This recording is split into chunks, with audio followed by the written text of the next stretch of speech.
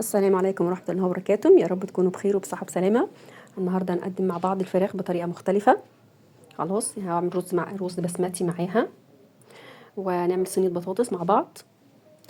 طيب هنبدأ هنا. أنا الفراخ هنا مقطعاها، يعني أنا مقطعة الفراخ الوركين والصدر وكده، مقطعاها شرايح زي ما انت شايفة كده، عشان ايه التتبيلة تاخد فيها قوي.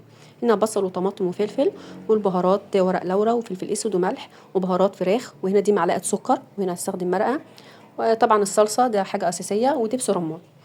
خلاص هنبدأ كل حاجة واحدة واحدة مع بعض. هنا معانا معلقة سمنة كبيرة، هحط هنا معاها معلقة السكر، وهكرملها على البوتاجاز، بس بطريقة ان هي ما تبقاش تتحرق معايا. انا عايزاها كده لون ذهبي خفيف خالص فاتح. تبدأي تقلبي فيها بطريقة مستمرة، ما تسيبيهاش خالص. خلاص، وزي ما قلت لكم انا هعمل الفراخ معاكم بطريقة مختلفة تماما عن اللي بنعملها على طول. كله مختلف جديد ان شاء الله هتعملوه مع بعض. هنا بدأت السكر كده يتكرمل، هقلبه كتير عشان ما يتحرقش معايا.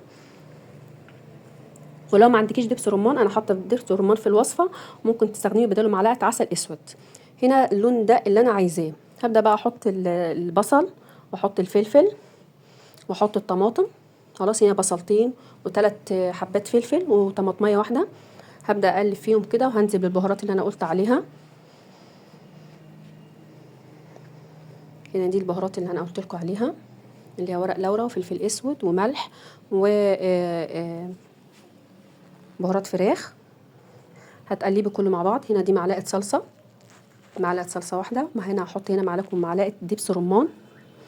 قلت لك ما لو ما عندكيش دبس رمان ممكن تستخدمي معلقه عسل اسود، بس طبعا دبس الرمان بيفرق طبعا، بس عادي مفيش مشكله، هتدي برضو نفس النتيجه ان شاء الله.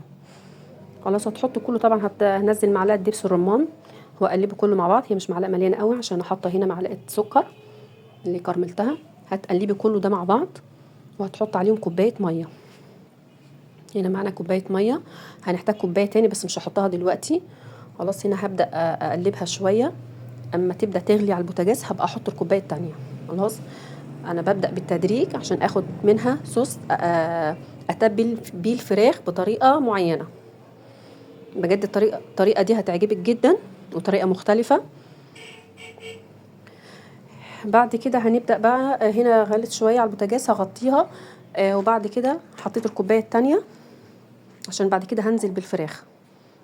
يعني هقلبها كده، بعد كده بطفي عليها يعني، عشان بس بعد كده بتبل الفراخ، وبعد كده بولع عليها تاني. هنا دي الشوربه اللي انا هحط فيها الرز البسمتي. خلاص انا كانت عندي شوربه. ما عندكيش عادي ميه ومعلقه سمنه، معلقه سمنه ومكعب مرقه، تبدا تبهريها تبقى احسن من الشوربه ان شاء الله. هنا ده الرز، هنا نص كيلو. خلاص هنا الشوربه الرز البسمتي بياخد شوربه، طبعا احنا عارفين بياخد شوربه عن الرز العادي، فهنا الشوربه كتيره مغطيه الرز البسمتي خالص. وهنا هبدا اشغل البوتاجاز على الرز واقفله. هنا عندي هنا بقى التتبيله اللي دي كده، خلصت تتبيله الفراخ بقى. هنا ببدا بقى احط الفراخ قطعه قطعه، واتبلها كويس جدا. كل الفتحات اللي انا عاملاها في الفراخ احاول ادخل فيها التتبيله.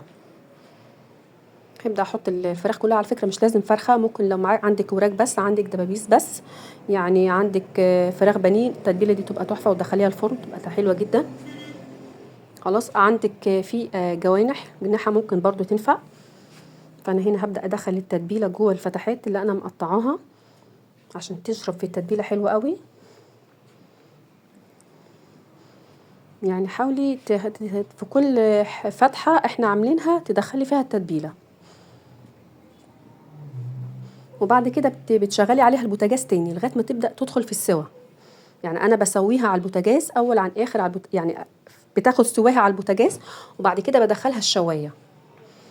خلاص هنا خلاص، هنا بدات اتبلها خالص للنهايه. يعني كل الفراخ هنا خدت في التتبيله، وبعد كده ببدا اقلبها برضو على البوتاجاز. يعني هي بتغلى البوتاجاز. هنا اعمل هنا جنبكم هنا البطاطس، جنب الفراخ هنا اعمل بطاطس. هنا حطيت البصله، هنا بصلتين، واحط البطاطس، واحط البهارات برضو، واحط مكعب مرقه، واقلبهم شويه. هنا بهارات فلفل اسود برضو وملح وحطيت فص ثوم مع البصله في الاول. وهنا دي مرقه. ده تقلبيهم كده بحوالي دقيقتين 3 كده قبل ما تنزلي بعصير الطماطم. تبداي تقلبيهم شويه. التركايه دي بتبقى حلوه قوي في صينيه البطاطس، ان انت بتقلبي كل حاجه مع بعض مع البهارات على البوتاجاز قبل ما تحطي عصير الطماطم، بتبقى بطريقه حلوه جدا. هنا بعد كده هنزل بقى بالطماطم، بعد كده احط معلقه صلصه. هنا حطيت قرن فلفل شطه براحتك، لو مش عايزه عادي ما تحطيش. هنا هنزل بالطماطم واحط معلقه صلصه، وبعد كده كملت بشوربه. ما عندكيش شوربه عادي كملي بميه عادي. هنا حطيت معلقه صلصه وكملت هنا صينيه البطاطس بالشوربه، وبعد كده هتغطيها تاخد سواها برضو على البوتاجاز، وبعد كده تدخل شوايه في الفرن. هنا بدات يعني تدخل في السوا، هنا بوريها لك ان هي برضو على البوتاجاز، بسويها على البوتاجاز. وهنا الفراخ برضو، هنا بقى الفراخ لسه يعني كانت نص سوا. اول ما تبدا نص سوا ببدا اقلبها، اللي تحت فوق واللي فوق بقى تحت، خلاص عشان تستوي كويس.